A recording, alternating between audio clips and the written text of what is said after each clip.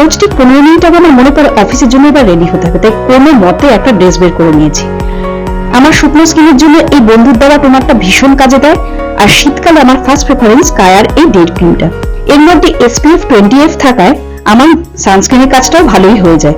এই লিপ বামটাও বন্ধুর দেওয়া, আর আমার এই পেটেন্ট আইব্রো পেন্সিল ব্লু হেভেনের আর আইলাইনার মেবেলিনের, এটা ছাড়া চলেই না।